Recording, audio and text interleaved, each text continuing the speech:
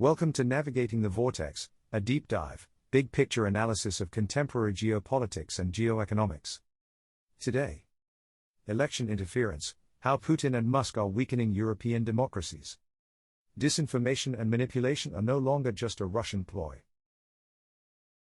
In an unprecedented decision on the 6th of December 2024, the Romanian Constitutional Court annulled the November 25 presidential elections after it received credible intelligence of large-scale external interference rigging the results of the first round in favor of a hardly known far-right candidate, Călin Georgescu. His massive last-minute surge in support was largely blamed on Russian-controlled bots on TikTok.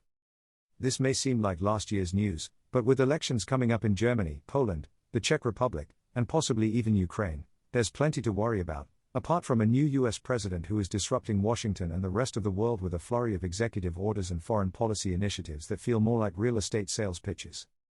Concerns about Russian election interference are nothing new, but so far, the picture of Moscow's success is rather mixed.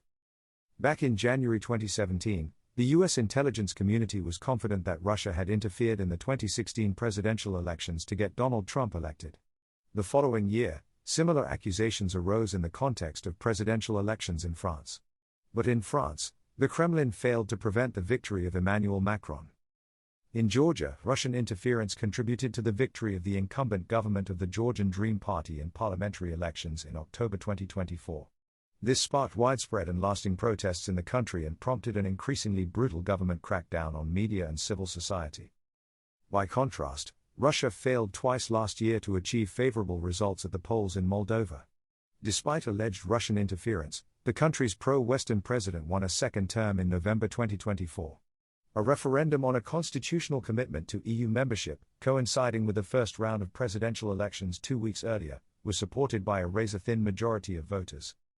Opinion polls on perceptions of Russia and its president, Vladimir Putin, across Western democracies also offer some solace.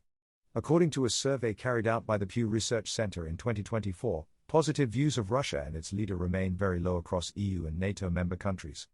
At the same time, approval ratings of the EU and NATO remain high among member countries' citizens. But these relatively comforting headline figures mask important, and somewhat worrying, trends. In Germany, which holds early parliamentary elections on February 23, positive views of Putin more than doubled from 8% in 2023 to 17% in 2024. This is still a far cry from the 76% who approved of Putin in 2003 or even the 36% who did so in 2019, according to the same survey. The German increase is an outlier among the 13 EU members, plus the US and Canada, that were included in the Pew survey, but in only one of them, Italy, did support drop, and in another, Poland, there was no change. The same goes for support for the EU and NATO. The median level of support across 9 EU members surveyed by Pew stands at 63%, with 36% of participants holding unfavorable views of the EU. Germany, with 63% favorable views, however, recorded the second consecutive decline, down from 78% in 2022 and 71% in 2023. And Germany is less of an outlier here. Favorable views of the EU among member states have generally declined over the past 2 years. When it comes to NATO, 63% of survey participants in 13 member countries thought more positively of the alliance, while 33% had more negative views. But again, with only 2 exceptions, Hungary and Canada, where favorability went up, the share of those with positive views of NATO had declined by between 2 and 8 percentage points since last year.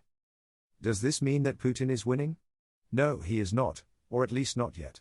Attitude surveys are less important than election results. Russia appears to have had some success in changing election outcomes and perhaps most spectacularly recently in Romania. Here, the country's intelligence services discovered, and made public, clear evidence of voter manipulation. But the Romanian response of annulling the election is also illustrative of how critical it is for democracies to fight back, and even more importantly to take preventive action. And this is a lesson that seems to have sunk in. On January 30th, the foreign ministers of 12 EU member states sent a joint letter to Brussels urging the European Commission to make more aggressive use of its powers under the Digital Services Act to protect the integrity of democratic elections in the bloc. Article 25 of that act, crucially, establishes an obligation on online platforms to design their services free from deception and manipulation and ensure that users can make informed decisions.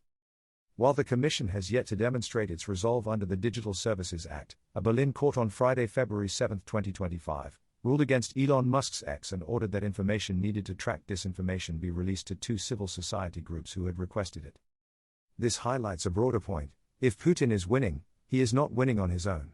Democracies are not only under threat from Russia. Musk, an unelected billionaire wielding unprecedented influence under Donald Trump, has repeatedly been accused of interfering in European debates and election campaigns. But does this mean that Musk and Putin share the same values? Not necessarily. What they have in common is their deep dislike of open liberal democracies and a cunning ability to employ technology to further their goal by promoting so-called anti-establishment political parties. Where they differ is that Musk focuses on the far right, Germany's EFT or the UK's Tommy Robinson.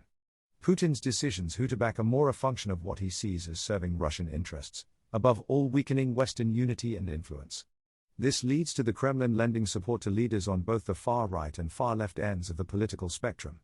Politically united mostly in their pro-Russian leanings, Hungary's Viktor Orbán and Slovakia's Robert Fico exemplify this divide in the EU and NATO. But more often than not, Putin's and Musk's protégés are the same. In the case of the German EFT, it was no accident that Putin echoed comments in a Musk speech at an EFT election rally that Germans should move beyond their war guilt. Both were keen to remove the stain of being too close to Germany's Nazi past from the EFT and make it not just electable but also coalition-able, much like Austria's far-right Freedom Party, which has a long history of more than amicable relations with Putin. And what Musk can do openly on X, Putin tries to achieve with a campaign of his bot army on the platform. Perhaps the most significant similarity between Musk and Putin, and others who have been accused of election interference, like Iran and China, is that they tap into a growing reservoir of discontent with liberal democracy. And this is a trend well beyond the global West. According to a 2024 survey of 31 democracies worldwide, 54% of participants were dissatisfied with how they saw democracy working. In 12 high-income countries, Canada, US, and 10 EU member states, dissatisfaction was even higher with 64% and has been increasing for the 4th consecutive year. Pushing back against the kind of blatant election interference by the likes of Putin and Musk is vital. That alone, however, will not be enough to reverse persistent trends of decline in the support for democracy and its standard bearers like the EU and NATO. It is imperative to resist and prosecute election rigging. But it is also crucial that this effort goes hand in hand with digging deeper into why people are dissatisfied with democracy, and to do something about it without delay. A big thank you to all of our readers, listeners, followers and subscribers.